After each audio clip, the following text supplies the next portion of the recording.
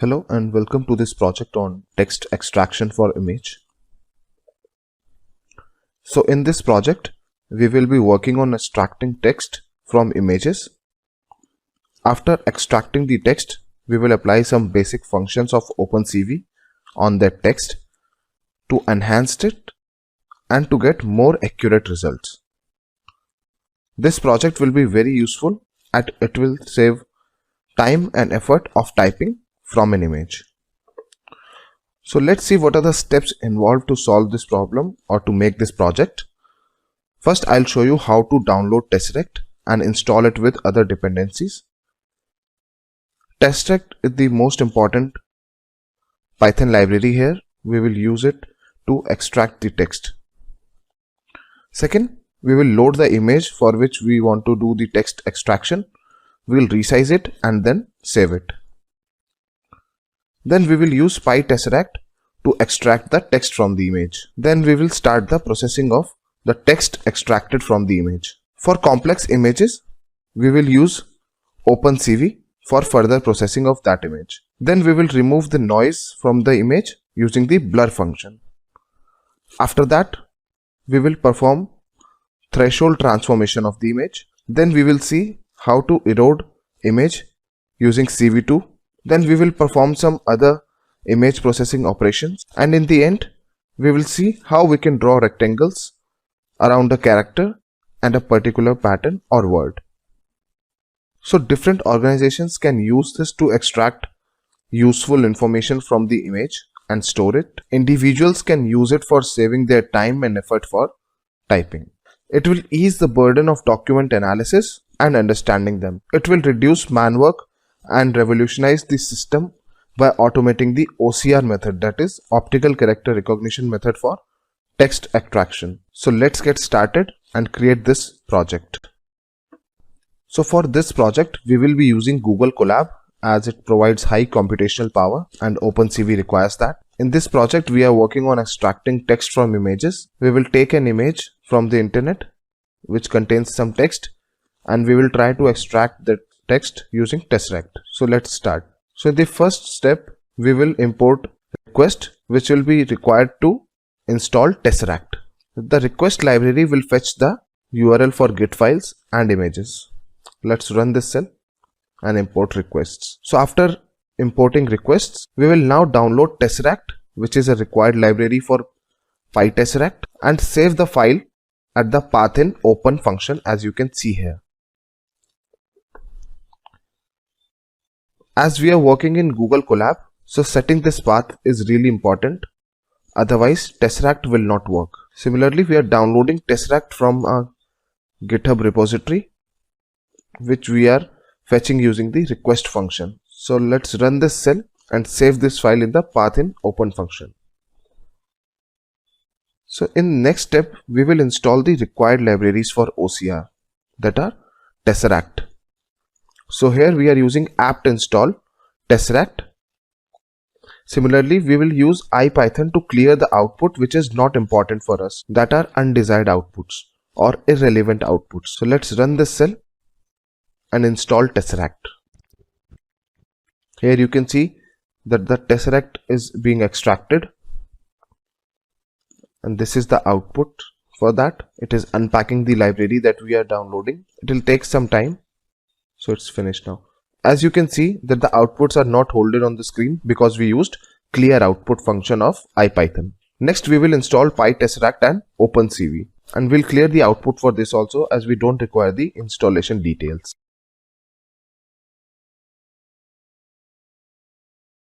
So our PyTesseract and OpenCV libraries have been installed. Now let's move forward. Now we will import some of the required libraries for this project, which are: we will import image from PIL, which is used to open the image and load the image or download the image, visualize the image. Similarly, we'll use PyTesseract, which is the main library for extracting the text. We will use OpenCV, that is CV2, for image processing.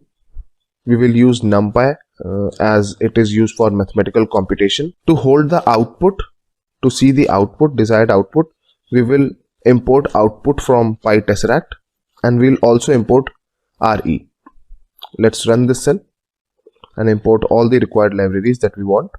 So in order to start this project, we'll first need an image. You can take any image from the internet, copy that URL and use the request library to download that image in Google Colab. Here I am taking a random image which contains some text from the internet and fetching it using the request library and saving it using image.open function. Here you can see that I am also resizing the image so that we can visualize it better, and I am saving it after that. So now let's run this cell and visualize it, the image that we downloaded. So this is the image which contains some text. In the next step we'll see how we can extract this text.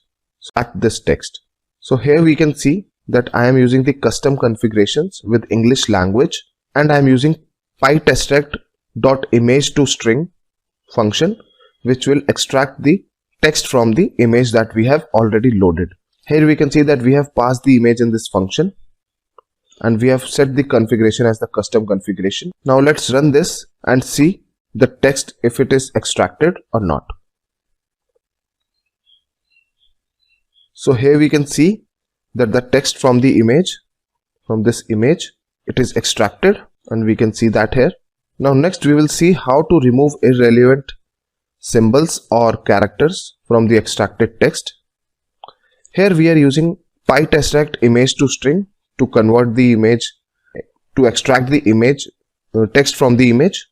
We are using the language equal to English, and we will pass the characters to remove in a string.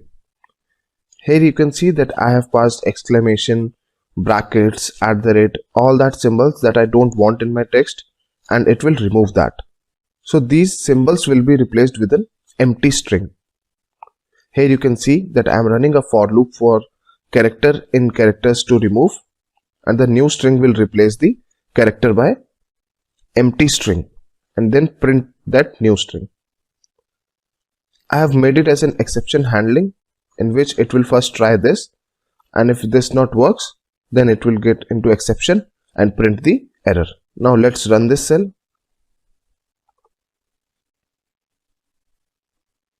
So here we can see that replaced all the characters with empty spaces. Now we need to perform some OpenCV operations. So OpenCV is required when the images are complex. So now let's load the image in OpenCV. So here we have loaded the image in using OpenCV cv2.imread function. First we will convert this image to the grayscale. So converting into grayscale is important because the image becomes less complex to process, and it will have only two values, that are 0 and 1. The cv2.cvt color method, it is used to convert an image from one color space to another, and currently there are 150 color space conversion methods available in OpenCV. Let's run this cell and convert our image into grayscale. So here we can see that our image is converted into grayscale. Now let's move forward. The second step, and an important step, will be to remove the noise from the image, and generally for noise removal we use blur.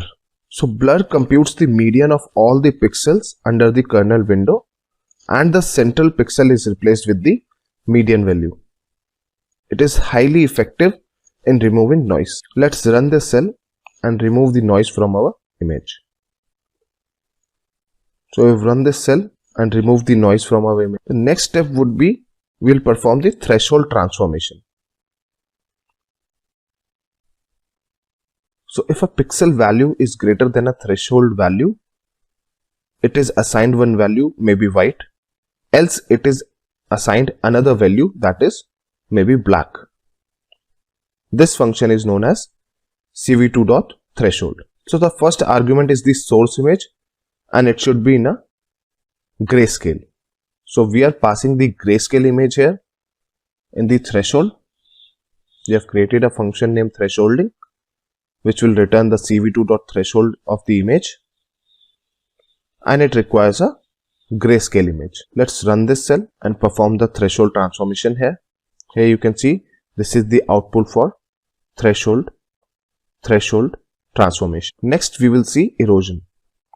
So here we are doing erode transformation using the cv2.erode method. The basic idea of erosion is just like the soil erosion only. What it does is it erodes away the boundaries of the foreground object. Always try to keep foreground in white because it will be easy for the erode function to perform transformation on it. So it is normally performed on binary images and it needs two inputs. One should be the original image and the second one is the kernel, the structuring element, which will decide the nature of the operation. So here you can see that the kernel I have chosen is a matrix of 5 by 5 which will contain 1 and the image we are passing is the gray image. So now let's run this cell and perform the erode transformation. So here you can see that this is the output for erode transformation. Next we will perform morphological transformation. It is useful in opening small holes inside the foreground objects or small white points on the object. It is defined under the cv2.morphology function. Here also we need to define a kernel. So here also I have used the kernel equal to np.ones 5 by 5 which will create a 5 cross 5 matrix of ones, and we are using the grayscale image that we have already created. Now let's run this cell and perform the morphological transformation. So this is the output for the morphological transformation. Next we will see how we can detect the edges of the image, of the text. So this is the canny edge detection. So canny transformation is used to detect the edges in this image. Here we are passing the image that we have already converted into grayscale, and we are using the cv2 function, that is cv2.canny. Let's run this cell, find the edges on the image. So this is the output for the canny edge detection. Next we will work on skew correction. So de-skewing is a process whereby skew is removed by rotating an image by the same amount as its skew, but it should be in the different direction. So this results in a horizontally and vertically aligned image where text runs across the page rather than at an angle. Here you can see that I have created chords which is np.columnStack where np.where image should be greater than 0. I am using the cv2.minArea rectangle and passing the chords in it. So if the angle is less than -45, then the angle will be equal to 90 plus angle but with a negative sign, that is the opposite direction. Else the angle will be negative of the current angle size. We are finding the height and width using the image.shape and storing it into h and w respectively. Similarly, we are finding the center of the image by dividing the width and height by 2. Then we will rotate this, and for rotation we are using the cv2.getRotationMatrix2D function and passing the center and the angle to it. Then we have created a rotated variable in which we are calling the function cv2.warpAffine and we are passing the image here, and this function will return the rotated image. Here you can see that I am calling the dskew function on our gray image and it will return me the rotated one. Now let's run this cell and see how it performs. So this is the deskewing operation that we performed on our image. This is the output for that. Next we will do template matching. So template matching is nothing. In this we just try to match the image. We are passing same image for matching, so we got a similarity of 99%. But if we use different images, it will find the location of a template image in a larger image.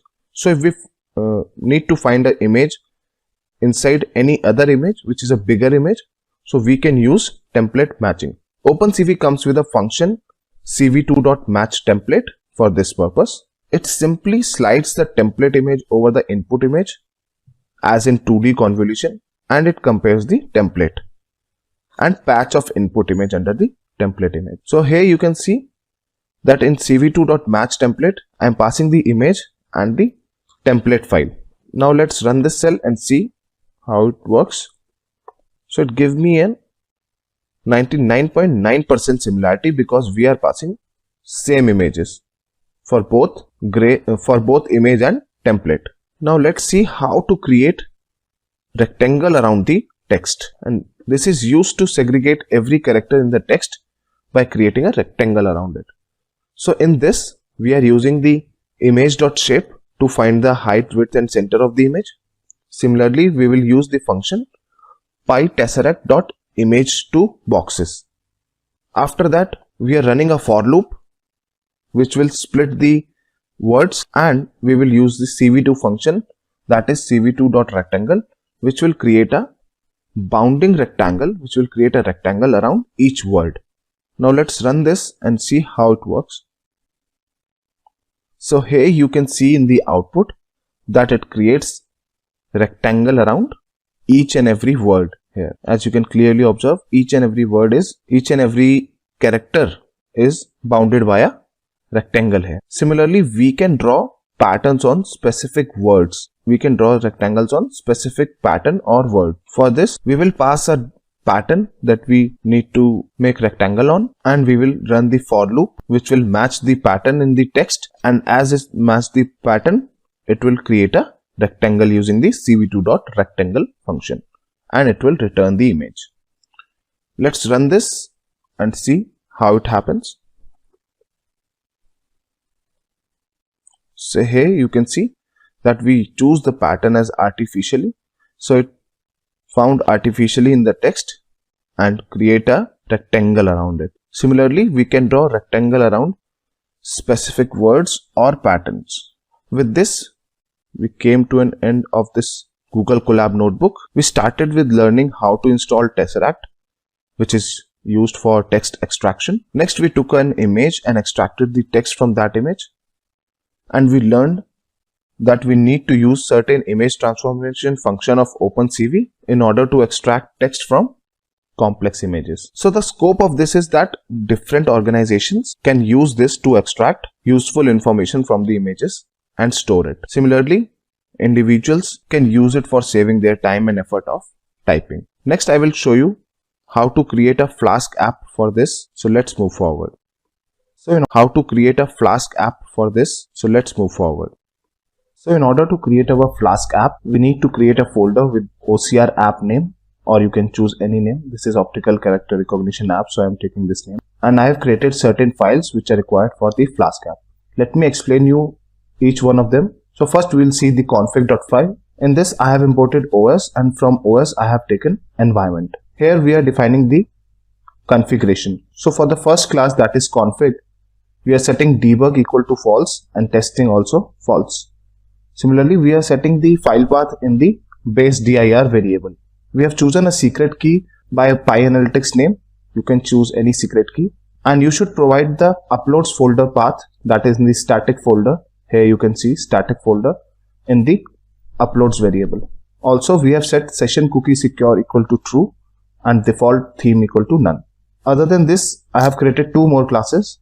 One is development config, in which I have set debug equal to true and secure equal to false, and one more class, that is debug config, in which I have set debug equal to false.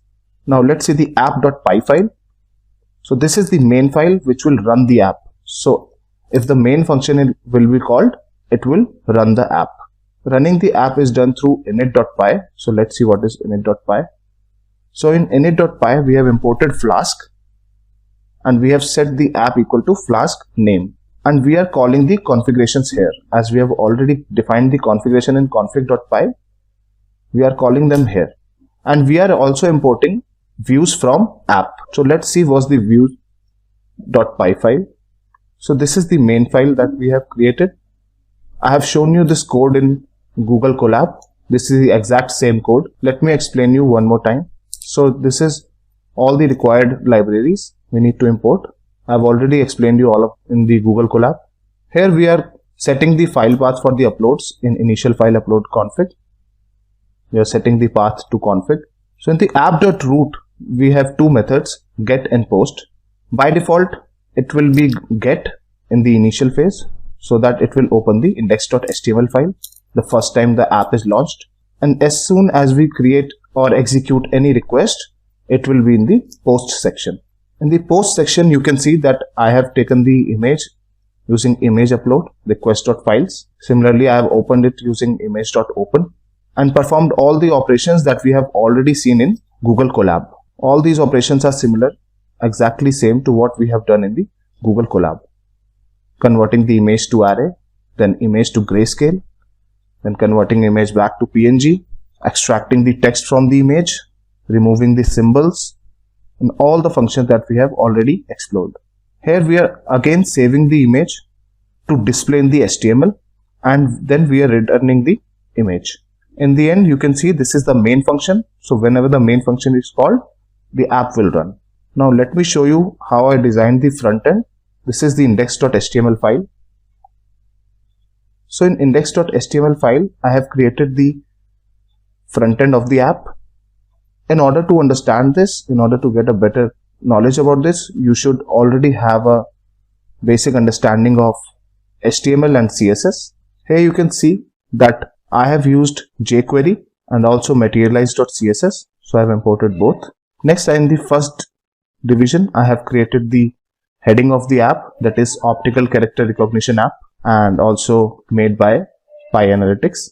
In the second division, I have set the option for the user to upload the image and a button named with browse.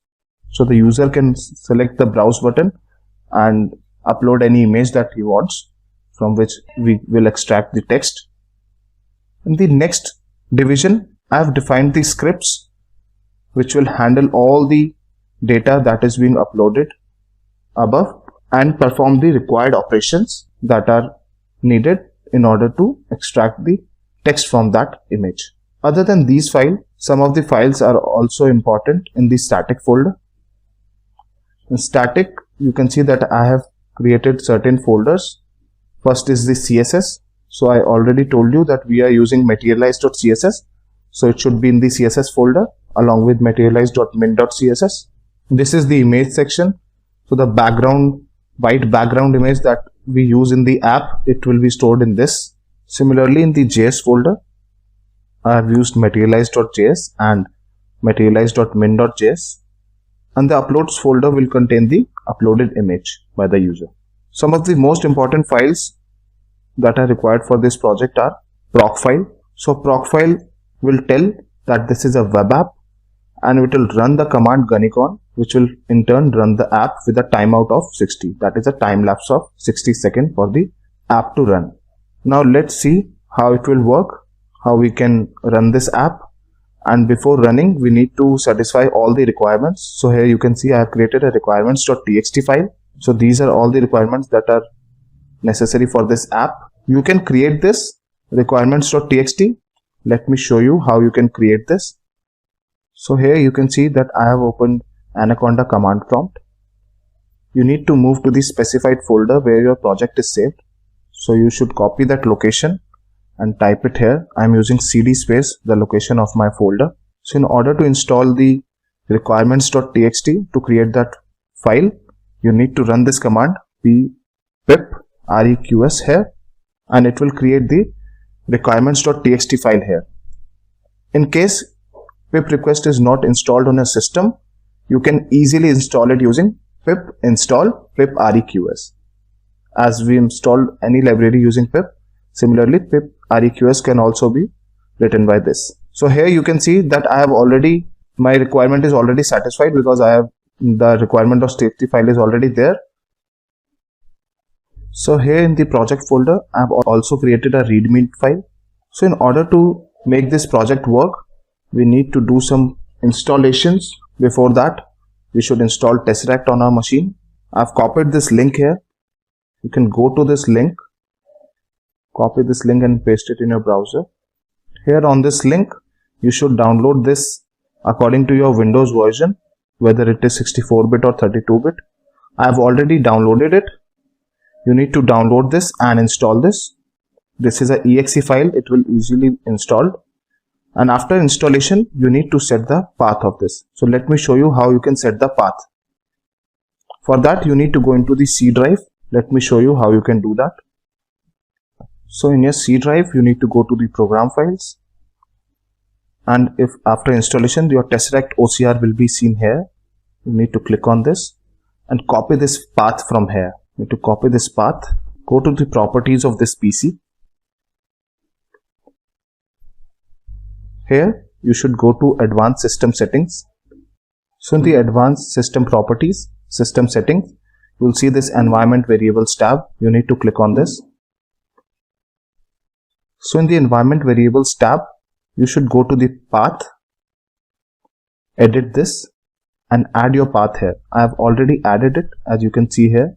In this path variable, you can set your path and add it and click on OK. So there's one more important step that you need to do before running this app. So here you can see that we have created the requirements file. Now you need to install all these requirements in your system so that this app runs perfectly. So for that, you need to run the command pip install -r requirements.txt.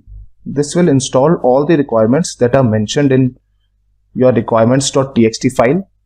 Here you can see that it is installing all the libraries that were mentioned in my requirements.txt file, and it has completed. Now we'll see how we can run this app. So as we are already in the app folder, we just need to run the main app file. So for that, we need to run the command python app.py and we'll run this. So it is showing us that the app is running on this path. I copied this path and now we'll go to the browser and check whether the app is running correctly or not. So here you can see that I have copied the path that it was showing me, and this is our app, the optical character recognition app made by PyAnalytics as defined in the index.html. Now let us see if it is running fine or not. We'll browse and select an image. You can select any image, but in order to get a correct result, you should select an image which should have some text. So I'm taking this image, opening it, and let us extract the text from this image. So here you can see that this is the image and this is how we extracted the text from this image. With this, we came to the end of this project. I hope you liked it. It is really easy. I showed you each and every step, how you can create the Flask app, how you need to install the dependencies, how to create the proc file, all the requirements, how to satisfy those requirements, and how to run this app in the end. Thank you.